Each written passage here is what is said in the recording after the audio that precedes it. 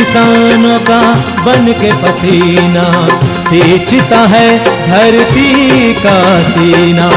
मेहनत का तेरी हक दिलवाने, नई तकनीक नई खोज बताने। पशुधन को गुणवान बनाना, पौध सुरक्षा को सिखलाना, खेती के सब गुर समझाने, भारत का सरताज बनाने। आठों पहर है संग तुम्हारे अन्नदाता,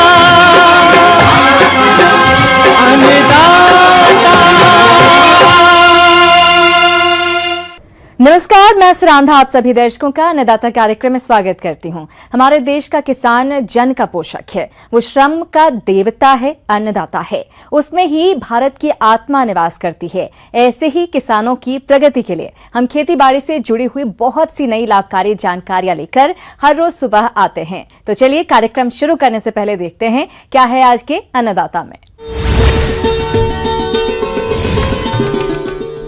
भेड़ बकरियों में फड़किया रोग और इसका निदान।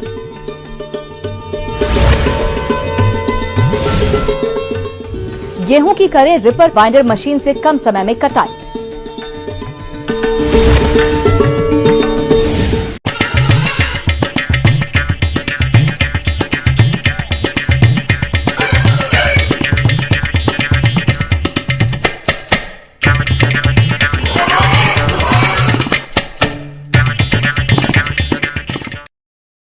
प्रदेश के बहुत से किसान भाई भेड़ का पालन करके अच्छा लाभ कमा रहे हैं, लेकिन ये लाभ कभी कभी घातक बीमारियों के कारण घाटे में चला जाता है, जिसमें एक प्रमुख बीमारी है फड़किया। तो इस रोग से किसान अपनी भेड़ों को कैसे बचाएं, इस बारे में जानकारी दे रहे हैं कृषि विज्ञान केंद्र गोंता अलवर के पशु विशेषज्ञ डॉक्टर A.K. वर्मा।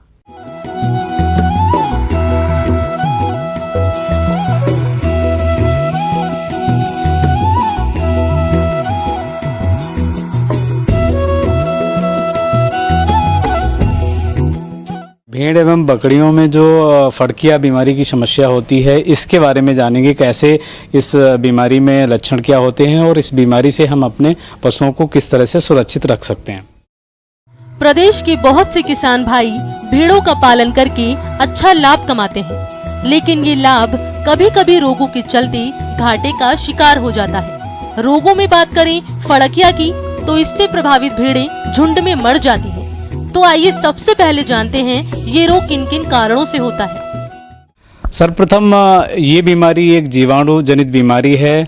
यह एक क्लॉस्ट्रिडियम परफ्रिंजिंस टाइप C एवं D के द्वारा पैदा किया जाता है। इस बीमारी में क्या होता है, नॉर्मली ये जीवाणु भेड़ एवं बकरी के पेट में रहता है, लेकिन जिस समय उस पशु को अगर ज़्यादा प्रोटीन वाला या ज़्यादा कार्बोहाइड्रेट वाला हम राशन दे देते हैं या ज़्यादा ग्रीन कोई भी हरा चारा हम दे देते हैं, उस कंडीशन में उसके अंदर जो ये जीवाणु पाया जाता है, इसकी संख्या अचानक बढ़ जाती है और उसकी वजह से ये पेट में काफ़ी मात्रा में छोटी एवं बड़ी आंत्र में बहुत सारे पॉइजन्स को रिलीज़ करता है। उसकी वजह से पशु के शरीर के कई अंग प्रभावित होते हैं और ऐसी कंडीशन में अगर समय से इलाज नहीं करवाया गया तो पशु की मृत्यु निश्चित होती है। इस वजह से कभी भी अगर इस तरह की समस्याएं आ रही हैं पशुओं में, तो उसका हमें समय रहते ही इलाज करवाना आवश्यक होता है। अब किस तरह से इसके लक्षण होते हैं जब पशुओं में इस तरह की समस्या आती है, तो आप देखेंगे कि आपको अगर कभी ऐसा लगा कि पशु ने ज़्यादा मात्रा में अनाज को खा लिया है, तो ऐसी कंडीशन में हमें देखने को मिलता है कि 10 से 12 घंटे के बाद इस तरह के लक्षण होंगे कि पशु एक साइड में लेट जाता है, अपने पैरों को आगे पीछे करता है और अपने जो पैर हैं पिछले पैर उनको अपने पेट पर मारता है। इसकी वजह से उसे दर्द होता है, इसलिए ऐसे लक्षण पशु शो करता है। तो अगर कभी भी किसी भेड़ और बकरी में इस तरह की समस्याएं आती हैं तो तुरंत इसका इलाज करवाना चाहिए। इसके इलाज के लिए क्या है, जो ये जीवाणु होता है इसी के द्वारा एक एंटी सीरा तैयार किया जाता है, जिसमें रेडीमेड एंटीबॉडीज़ होती हैं जो पशुओं को पिलाई जाती हैं। और दूसरी चीज़ है कि इसमें जो इलेक्ट्रोलाइट्स या लिक्विड थेरेपी दी जाती है, जिसमें पशुओं को नॉर्मल सैलाइन है वो दिया जाता है, जिसकी वजह से जो टॉक्सिन है उसको ये न्यूट्रलाइज कर देता है और जल्दी से जो भी अंगों को ये प्रभावित करता है वो जल्दी से सही हो जाते हैं। किसान भाइयों, आपकी भेड़ों में फड़क या रोग ना हो, इसके लिए आपको समय रहते उचित उपायों को अपनाना होगा, जिसमें रोग से बचाव के लिए सबसे सस्ता और अच्छा उपाय है टीकाकरण। इस बात का भी विशेष ध्यान रखें कि भेड़ों को दवा पशु चिकित्सक की सलाह पर ही दें। अगर भेड़ पालक इन सभी पहलुओं पर ध्यान दे तो आपकी भेड़ें रोगों से बच जाएंगी और आपका ये व्यवसाय लाभकारी बना रहेगा। इस बीमारी से बचाने के लिए किसान भाइयों को एक विशेष ध्यान देने की ये आवश्यकता होती है। जिस समय सीजन में परिवर्तन हो रहा होता है, तापमान में परिवर्तन हो रहा होता है, उस समय पशुओं को जो हम आहार में बदलाव करते हैं या हरा चारा खिलाते हैं, उसको हमें ध्यान में रखना होता है कि अचानक हमें उनके अनाज की जो मात्रा है वो नहीं बढ़ानी चाहिए या अचानक ज़्यादा मात्रा में हरे चारे को नहीं देना चाहिए। इसकी वजह से जब हम धीरे धीरे ग्रेजुअली बदलाव करते हैं तो उसके पेट के अंदर जो हानिकारक जीवाणु है, जिसकी वजह से समस्या पैदा होती है, वो अपनी संख्या को नहीं बढ़ा पाते हैं और उसकी वजह से हमारे पशु सुरक्षित रहते हैं। किसान भाइयों, अभी तक आपने खेती बाड़ी से जुड़ी हुई कुछ उपयोगी जानकारियां देखी। अब लेते हैं एक छोटा सा ब्रेक, जल्द ही लौटेंगे और कार्यक्रम में आगे भी है खेती बाड़ी से जुड़ी हुई महत्वपूर्ण जानकारियां। बने रहिए हमारे साथ।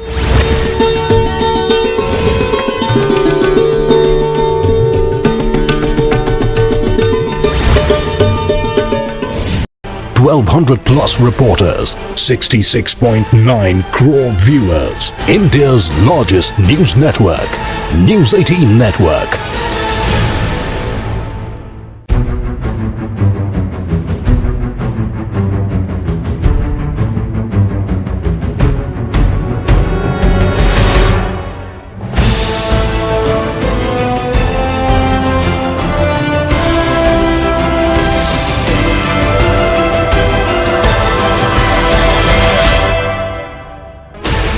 Sixteen channels, 15 languages, 26 states, 1,200 plus reporters, 66.9 crore viewers, India's largest news network, News 18 Network.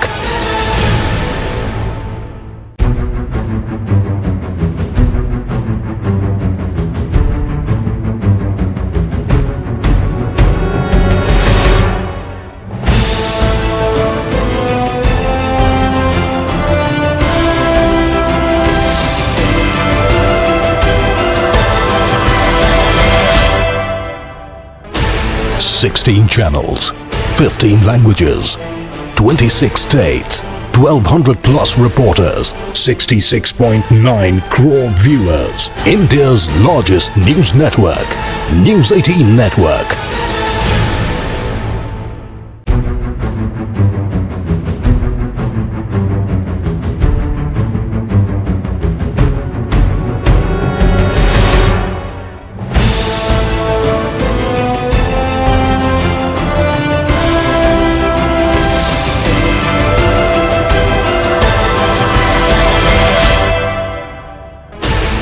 Sixteen channels, 15 languages, 26 states, 1,200 plus reporters, 66.9 crore viewers, India's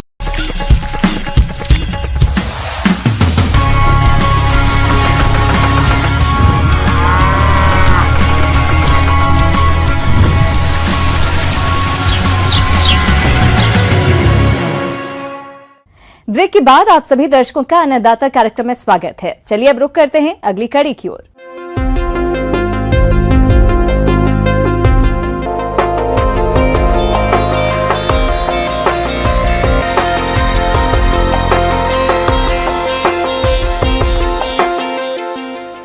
देखने में आ रहा है कि कोरोना बीमारी की वजह से मजदूरों की समस्या के चलते गेहूं की कटाई सही समय पर नहीं हो पा रही है। तो ऐसी स्थिति में आपको रिपर बाइंडर मशीन से गेहूं की कटाई करना लाभकारी साबित हो सकता है। इस बारे में जानकारी दे रहे हैं दिनेश कुमार।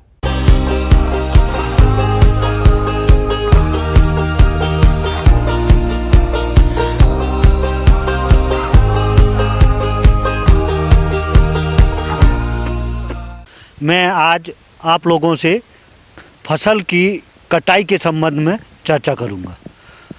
फसल कटाई के लिए रीपर बाइंडर और सेल्फ प्रोपल्ड रीपर, 3 तरह के रीपर और साथ में ट्रैक्टर से माउंट किए हुए रीपर आजकल प्रचलित हैं।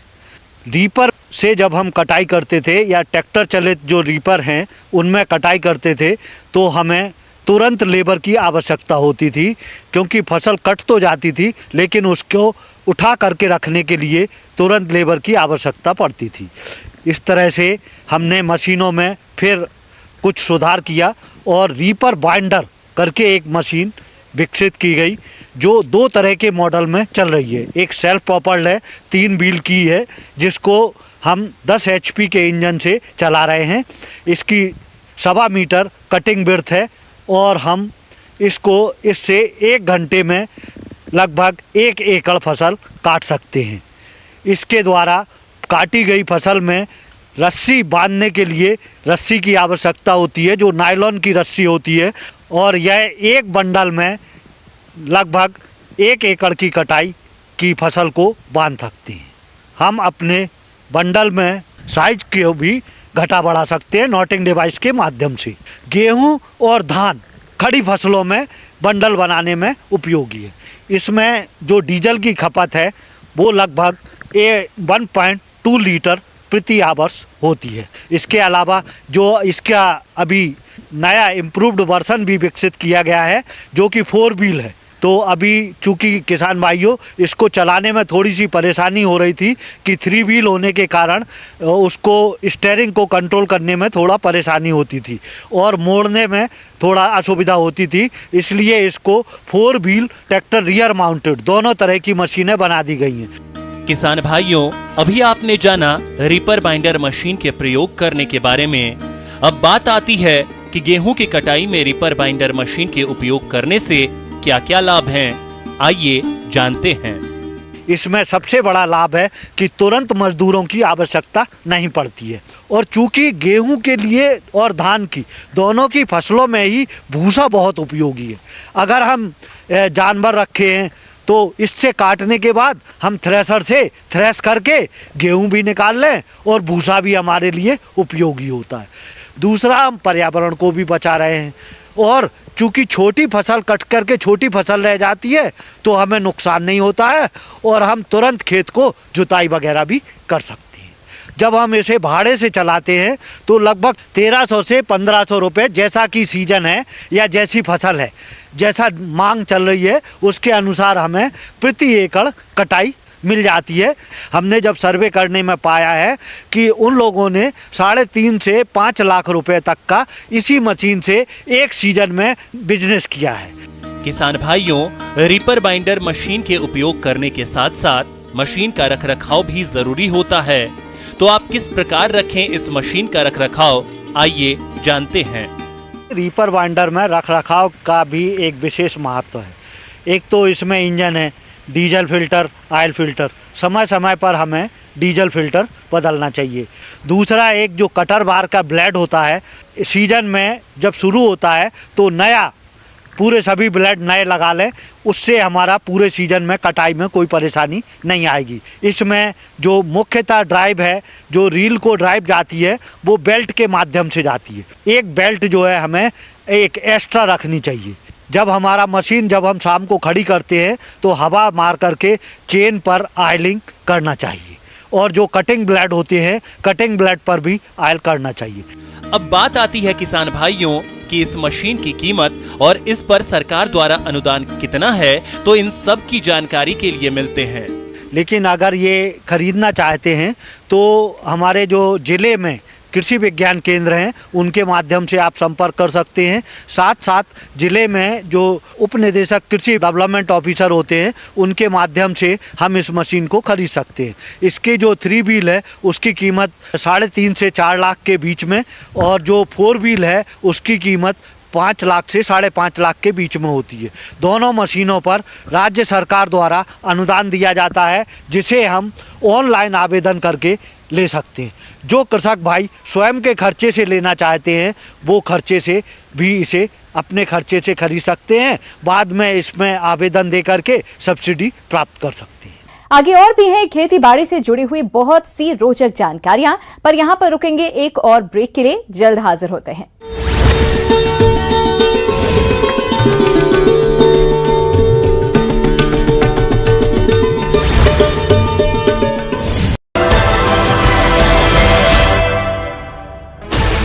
16 channels, 15 languages, 26 states, 1200 plus reporters, 66.9 crore viewers. India's largest news network, News 18 Network.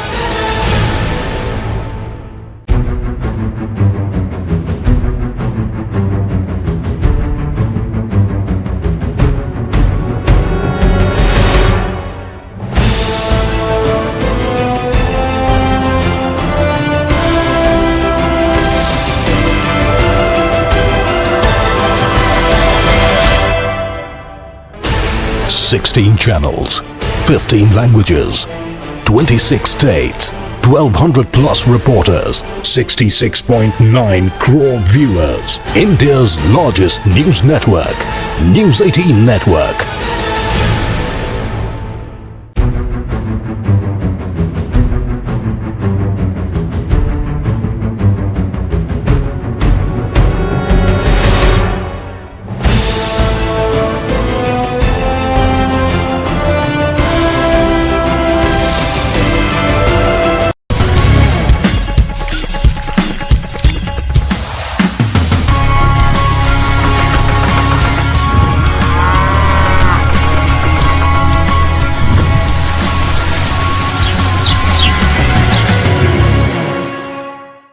Break के बाद एक बार फिर आप सभी का अन्नदाता में स्वागत है। बढ़ते हैं अगली प्रस्तुति की ओर।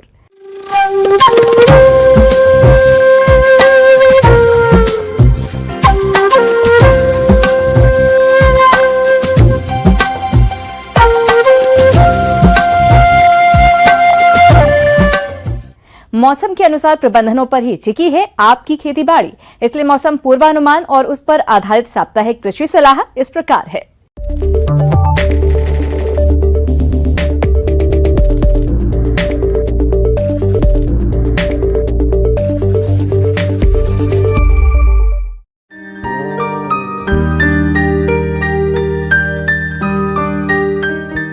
मौसम विज्ञान विभाग से प्राप्त सूचनाओं के आधार पर तालाबंदी के दौरान किसी प्रकार की स्वास्थ्य समस्या होने पर तुरंत नजदीकी अस्पताल में संपर्क करें। अनाज को भंडारण में रखने से पहले भंडार घर की अच्छी तरह से सफाई करें और अनाज को अच्छी तरह से सुखा लें। दानों में नमी 12% से ज्यादा नहीं होनी चाहिए।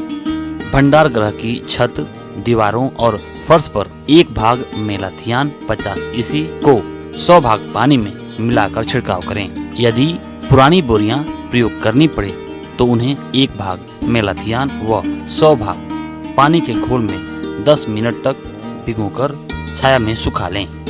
रबी फसल की कटाई के बाद खाली खेतों की गहरी जुताई कर जमीन को खुला छोड़ दें, ताकि सूर्य की तेज धूप से गर्म होने के कारण इसमें छिपे कीटों के अंडे तथा घास के बीज नष्ट हो जाएं। खेत की मिट्टी का नमूना प्रयोगशाला में भिजवाकर मृदा स्वास्थ्य कार्ड बनवाएं।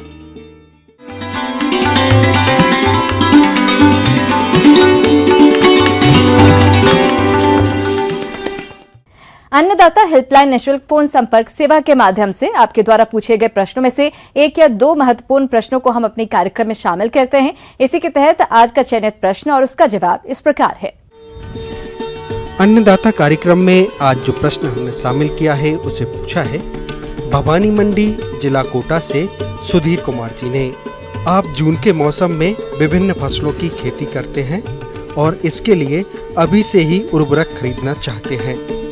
कई बार उर्वरक नकली निकलते हैं, इसके लिए इन्होंने अपने स्तर पर उर्वरकों की शुद्धता की जांच कैसे करें, इस बारे में जानकारी चाहिए है, ताकि विक्रेताओं के द्वारा की जाने वाली ठगी के शिकार होने से बच सकें। तो सुधीर कुमार जी, आपकी जिज्ञासा के लिए प्रस्तुत है कार्यक्रम का यह अंश।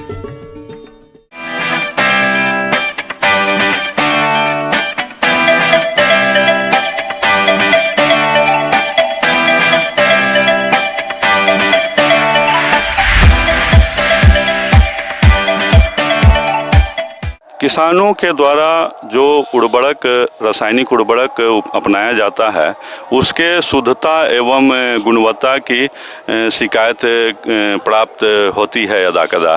तो इनके शिकायत दूर करने के लिए जो राज्य में कृषि विभाग है, वह राज्य स्तर पर उर्वरक की गुणवत्ता की जांच कराती है। तो इसके लिए जो प्रमुख उर्वरक हैं, मुख्यतः जो उपयोग करते हैं किसान, वो यूरिया, डीएपी, एमओपी और जिंक सल्फेट, ये मुख्य उर्वरक है जिसका जांच किसान भाई खुद भी करके और आप उसके शुद्धता की जांच करके और आप उस ऐसे उर्वरकों का अगर आप प्रयोग करते हैं तो निश्चित रूप से खेती में लाभ मिलता है और जो आर्थिक ह्रास है वो कम होता है।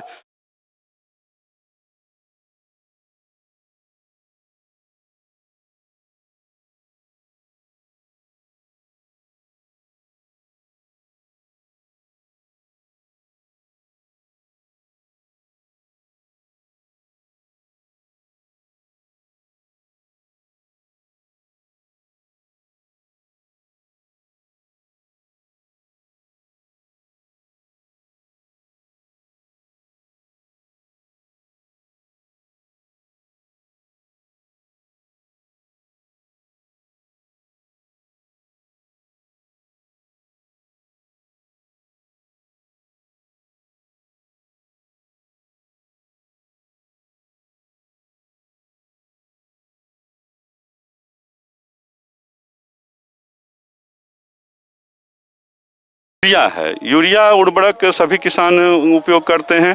इसमें जो नाइट्रोजन है वह 46%, 46% नाइट्रोजन होता है। इसका जो रंग है वह सफ़ेद होता है और दाना गोल होता है और बिल्कुल वाइट कलर, वाइट होता है। अगर हम इसको शुद्ध कैसे है, इसका किस प्रकार से पहचान करेंगे, तो इसके लिए जो शुद्धता के जो जांच के तरीके हैं, साधारण तौर तरीका है वह है कि यूरिया के जो पानी में अगर आप घोल डालते हैं और घोल बनाते हैं तो उसको जब आप शीशा का जो फ्लास्क होता है उसको जब आप छुएंगे तो वो बिल्कुल ठंडा लगेगा, तो हम समझेंगे कि यह यूरिया असली है।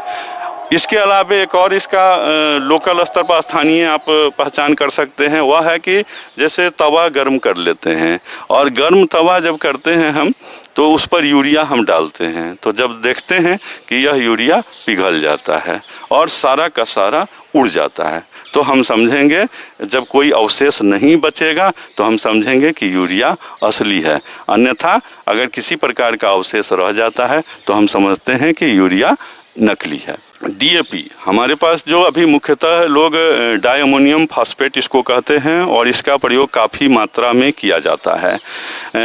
हर एक खेती में डीएपी का उपयोग किया जाता है और यह इसका पहचान है कि सफ़ेद और मटमैला कलर का होता है, भूरा काला देखने में होता है और इसका जो दाना होता है वह इरेगुलर शेप का होता है, अनियमित होता है। अब है कि इसका शुद्धता का जांच हम कैसे करेंगे, तो इसमें क्या है कि जैसे आप डीएपी का जो दाना है उसको अगर हम तवा पर गर्म करते हैं तो साबुदाना जिस प्रकार से फुदफुदाता है वैसे उसमें एक मतलब आवाज़ निकलता है और फूल जाता है वो काफ़ी, तो हम समझेंगे असली है।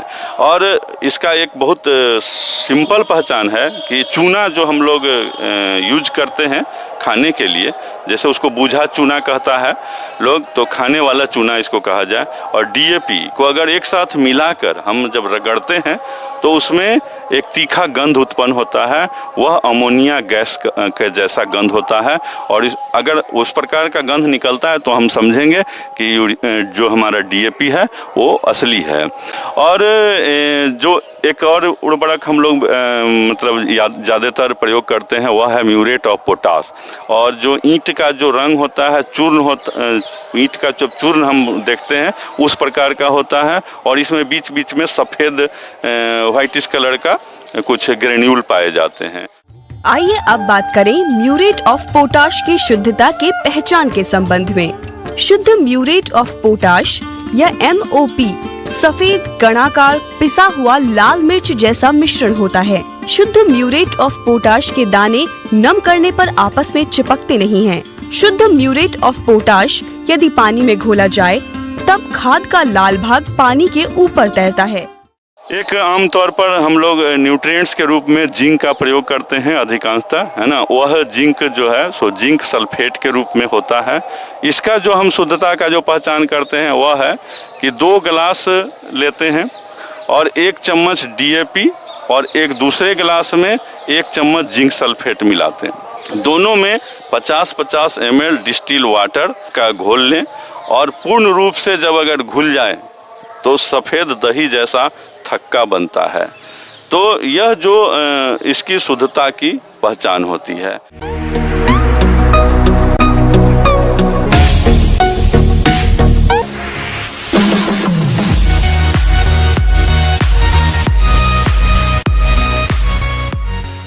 आइए अब एक नजर डालते हैं राज्य की कुछ चुनी हुई मंडियों के प्रमुख फसलों के बाजार भाव पर।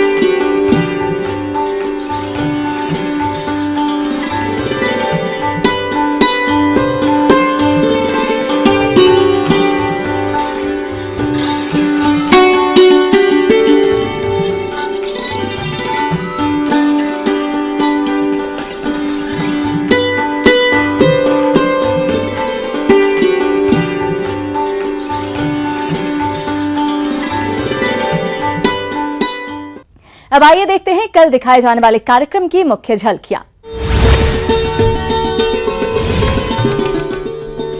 अच्छे लाभ के लिए चौलाई की खेती पर तकनीकी सलाह।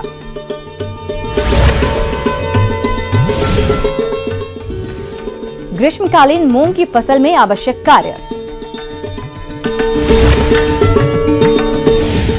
किसान भाइयों, अन्नदाता आपकी सेवा के लिए संकल्परत है। कृषि संबंधित समस्या एवं सुझावों के लिए आप हमें इस पते पर संपर्क कर सकते हैं। प्रोड्यूसर अन्नदाता, news 18 Rajasthan, Ramoji film city, Hyderabad 501512। साथ ही आप हमें ईमेल भी कर सकते हैं। हमारा ईमेल है p18annadatarajasthan@nw18.com। इसके अतिरिक्त आप हमें निःशुल्क हेल्पलाइन नंबर 180041921555 पर सोमवार से शनिवार सुबह 10 बजे से